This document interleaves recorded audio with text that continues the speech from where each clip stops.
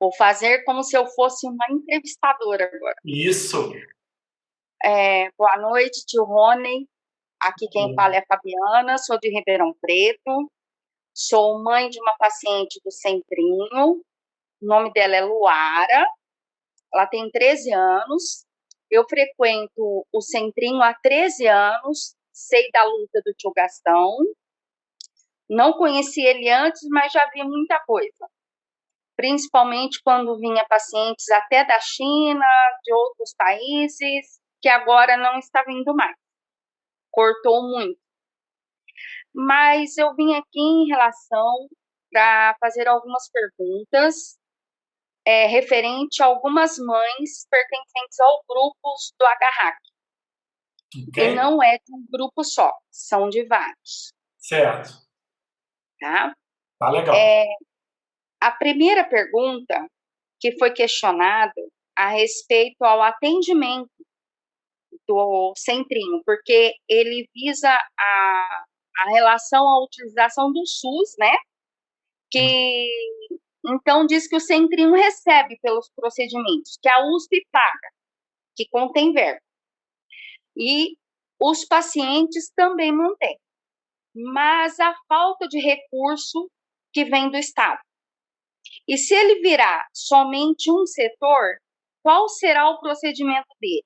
Ele vai ser mantido pela USP ou o Estado vai manter ele? Ok. Essa é a pergunta Chave. chave. É a pergunta para US$ 1 milhão, como dizia o programa, Exatamente. não é? Pois é, Fabiana. Em primeiro lugar, meus cumprimentos a todo o grupo de mães que nos vai ouvir para essa nossa conversa. Eu vou diretamente ao ponto e à questão, porque eu acho que as apresentações já foram mais do que feitas. Eu sou o tio Rony e estou aqui para tentar ajudar vocês a entender um pouco desse processo que está confuso, e está confuso não é só para as mães. Se ele começa confuso na própria direção e nas raízes diretivas desse processo, o que dirá para vocês que têm, obviamente, que apanhar com todas as consequências dessas decisões. Então Exatamente. vamos por etapas. Fabiana, o que acontece é o seguinte: o Centrinho, idealizado pelo tio Gastão, era, na realidade, uma entidade que visava exclusivamente atender todas as pessoas que procurassem o Centrinho para ser reabilitadas de uma anomalia craniofacial. Fosse de onde fosse, viesse de onde viesse. E quem bancava, quem sustentava esse projeto inicialmente, era, para além de algumas doações, a própria Universidade de São Paulo. Uhum. A Universidade de São Paulo recebe, naturalmente, uma verba estadual, mas que está ligada ao Ministério da Educação, a parte de ensino do Estado, e não a parte da saúde. Por causa da faculdade. Isso, por causa das faculdades, exatamente. E essas verbas é que eram alocadas para o Centrinho. O Centrinho acabou por desenvolver-se de tal forma e crescer de tal forma na amplitude dos seus cuidados que começou a ter que ter uma gestão própria, uma capacidade de autofinanciamento também, para complementar todo o desenvolvimento, toda a parte de estrutura física e humana que começou a envolver com o seu crescimento. O que acontece é que, para que essa situação pudesse ser mantida, o Centrinho teria que continuar como uma estrutura da Universidade de São Paulo, ligada ao ensino. Uhum. Entretanto, o que ocorre nesse momento, a gente não tem todas as pessoas certeza absoluta, porque há um grande constrangimento de informações, e esse é um dos pontos que gera tantas dúvidas e tanta ansiedade por parte dos pais, é que há uma situação nesse momento em que a possibilidade da entrada da faculdade de medicina para o curso de medicina se transformar numa faculdade de medicina em Bauru. Para isso, é preciso ter um hospital. Não, para deixar de ser um curso e ser mesmo uma faculdade, tem que ter um hospital próprio. E a saída para isso é exatamente a entrada do Hospital das Clínicas. Acontece que o Hospital das Clínicas ele vai ocupar uma estrutura física, que é o predião, como as pessoas chamam, e essa estrutura física, ela hoje é ocupada pelo Centrinho, além da própria estrutura inicial do Centrinho. E o que acontece é que, para a gestão financeira de todo esse processo, o Hospital das Clínicas não é um hospital universitário, não um hospital da USP, é um hospital do Ministério da Saúde, está ligado à Organização de Saúde.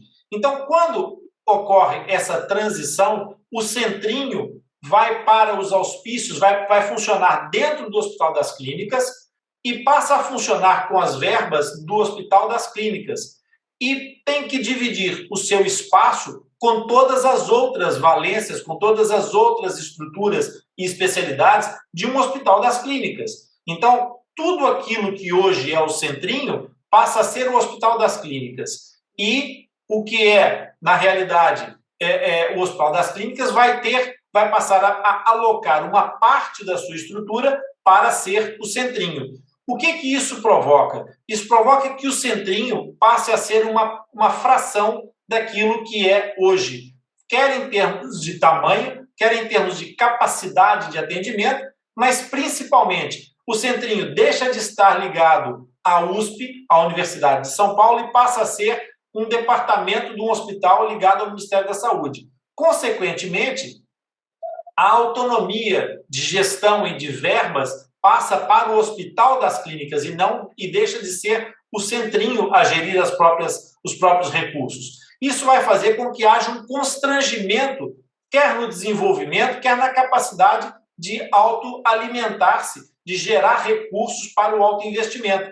E o Centrinho demanda muito recurso de investimento, quer na formação, quer na pesquisa, quer nas tecnologias que apresenta como solução para os tratamentos de reabilitação.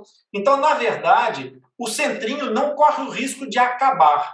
Não vai acabar o Centrinho. Só que aquele Centrinho idealizado pelo tio Gastão começou a ser esmagado aos poucos ao longo do tempo, porque foi perdendo capacidade de resposta, e nesse momento é a constrição final, em que, no momento em que passar para o Hospital das Clínicas, o Centrinho deixa de ser uma estrutura universitária, deixa de ser um centro de formação, quer para a reabilitação dos fissurados, quer para a formação de novos profissionais que tenham a possibilidade de usufruir de toda essa experiência, de todo esse know-how, esse saber fazer que o Centrinho acumulou ao longo de 54 anos.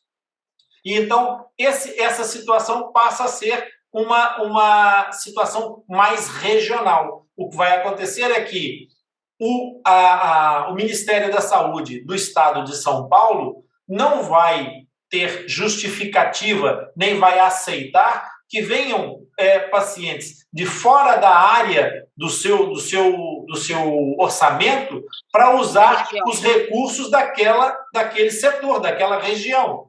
E isso acontece hoje na USP, porque a USP tem uma abrangência a nível científico e não só sanitário, não é só de saúde.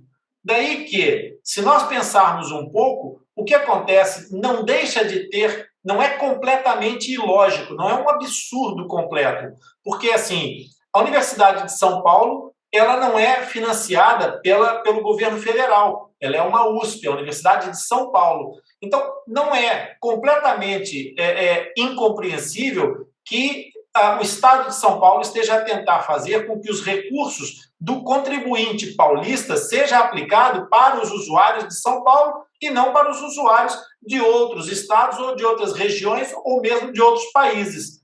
Por isso, no Ministério da Saúde, isso não vai acontecer. No Ministério da Saúde vai haver um bloqueio dessa ação e o Hospital das Clínicas vai atender o seu núcleo populacional sob os auspícios das verbas estaduais e, consequentemente, o Centrinho terá que se reger pelas regras desse Hospital das Clínicas. Ficou claro? seria como o HC de Ribeirão Preto, que atende somente Ribeirão Preto e a região de Ribeirão Preto mais próximas. Isso mesmo, exatamente. Não atende cidades mais avançadas, não atende outros estados. Eles vão ter que procurar atendimento na própria região. Aí vem o segundo problema, Fabiana, que é, se o Centrinho continua dentro da USP, ele está formando novos profissionais constantemente, exatamente para proporcionar que os outros estados consigam ter profissionais que venham, os profissionais formarem-se no Centrinho para formar novos centros de tratamento que vão se diluir e vão se espalhar pelo país. Se o Centrinho passar para dentro do Hospital das Clínicas, deixa de ter essa vertente formativa e vai ser muito mais restritivo o processo de formação e de atendimento. Então, o que nós vamos ter é que nós vamos perder, inclusive, a capacidade de gerar os novos focos de tratamento que poderiam se espalhar pelo país, pelo mundo, como é o caso de Portugal. Vocês sabem que eu vivo em Portugal, eu próprio sou desse cordão umbilical do Centrinho e já fora da América do Sul, fora do Brasil. Por a minha ligação com o professor Omar Gabriel já de muitos anos, foi nessa altura que a gente começou a trabalhar juntos com essa ligação com o Centrinho, e é daí que vem esse amor pelo Centrinho, através da Rosana Prado, do Omar Gabriel, da Roberta, do Marcos Lupércio. Portanto, esses colegas que vieram trazer essa paixão para nós, que trouxeram também a paixão do tio Gastão associada. E essa vontade indômita de ajudar, que não implica restrições, é uma coisa que, na administração pura e dura de um sistema econômico, como é uma verba ministerial para a saúde, isso não é possível de ser mantido. E não é mesmo.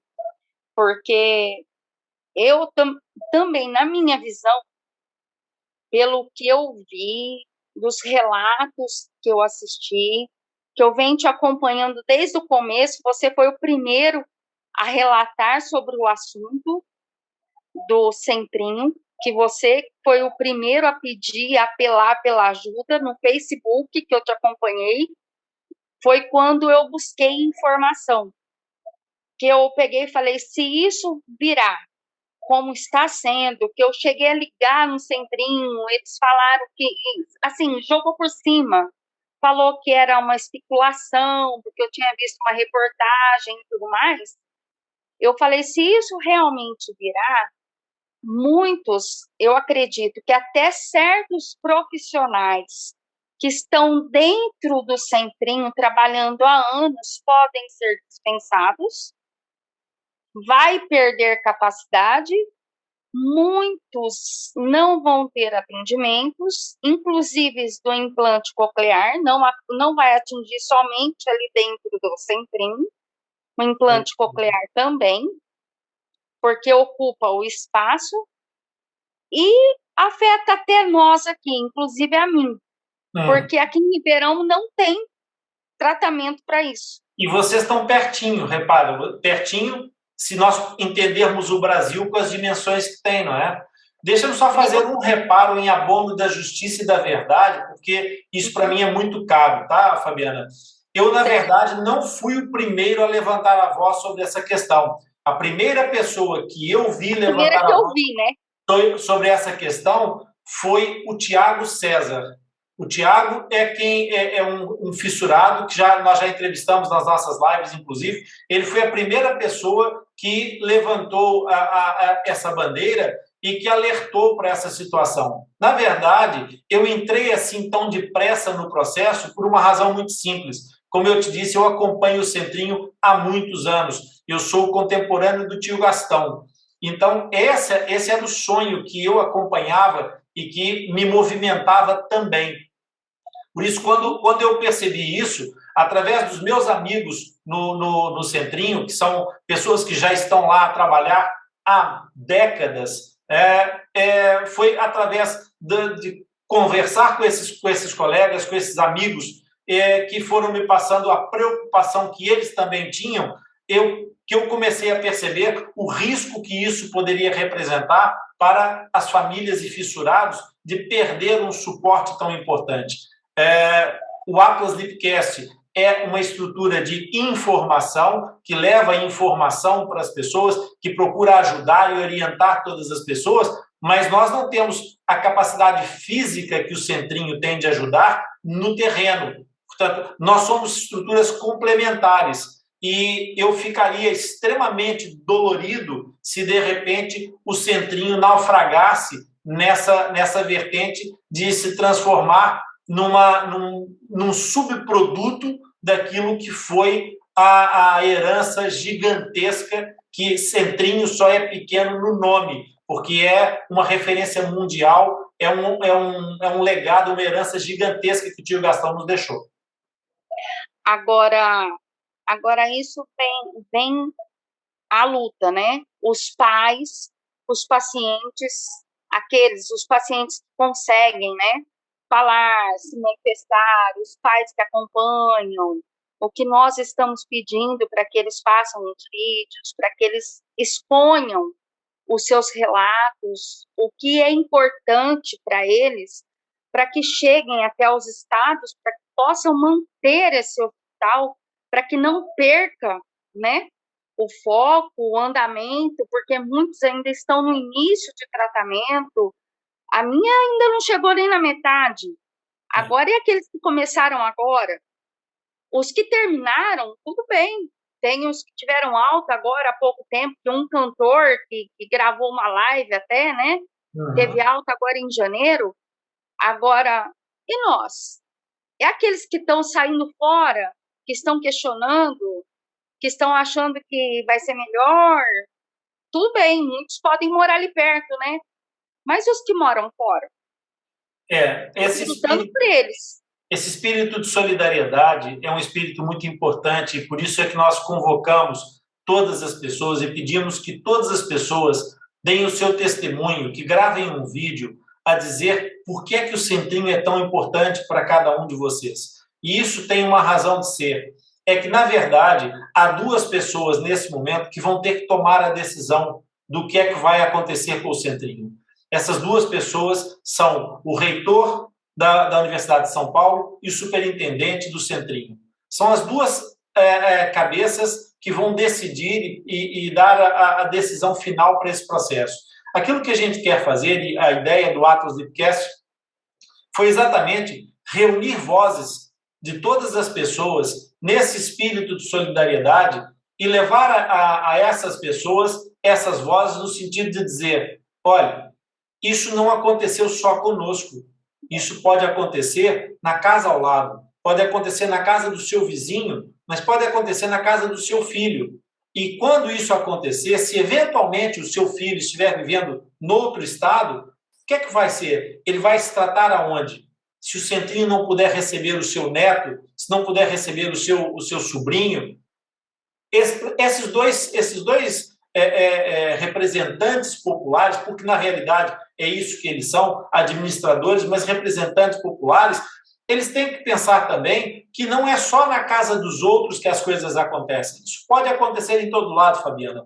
E, na verdade, a fenda labiopalatina, ela tem uma contagem de prevalência que é feita em relação aos casos encontrados dentro de uma determinada população.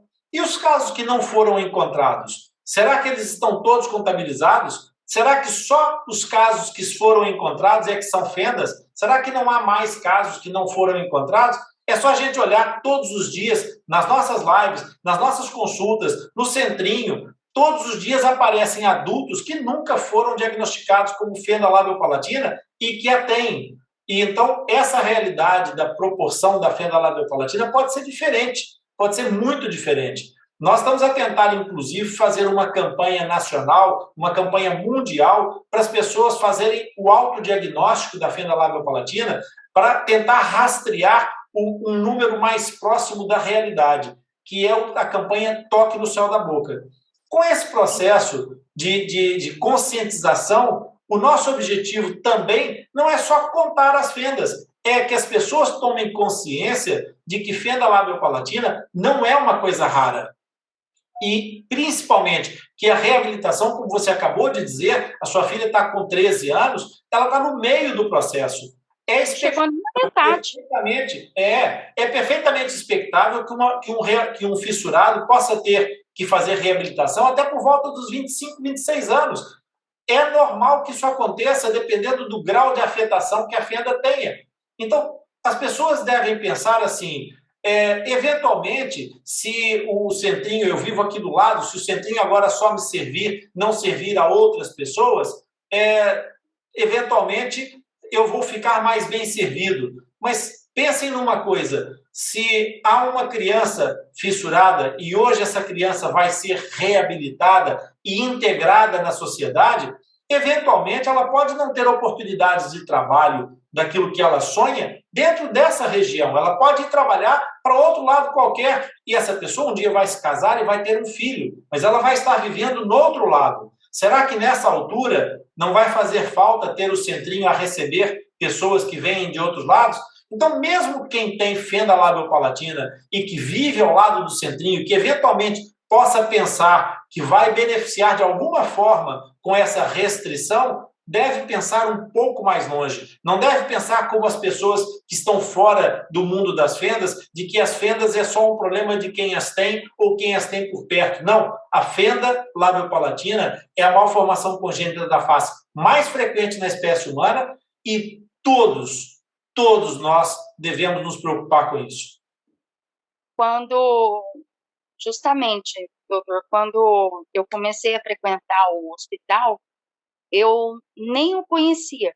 Nunca nem tinha ouvido falar do agarraque, porque não tinha publicidade, não tinha propaganda, era restrito, não tinha página de Facebook, nada. Ainda teve uma época que o Geraldo Alckmin veio para Bauru, quis fazer algum movimento para poder restringir certas abrangências do hospital. Eu, com o deputado Ricardo Silva, aqui em Ribeirão Preto, na época ele era vereador, ele ajudou, montou um monte de campanha para que não acontecesse. Inclusive, não aconteceu, só que restringiu atendimentos de outros países para cá, porque até então vinha da China, vinha da Colômbia, do Peru, que eu cheguei a ver. E na época, essa é minha filha. Na época, quando eu comecei a frequentar, Olá! Na época, quando eu comecei a frequentar, eu fiquei sabendo que no nosso país, né, não só no país, no mundo, existe 2 hospitais de referência em cirurgias crânio-faciais lábio-palatais. Uma está no nosso país, que é o Centrinho, e o outro se encontra nos Estados Unidos, que é onde eu não tenho recurso para ir. Então, eu digo, em voz de outras mães, se nós que estamos no nosso país não pudermos frequentar o Centrinho, o legado do tio Gastão, aonde nós buscaremos o tratamento?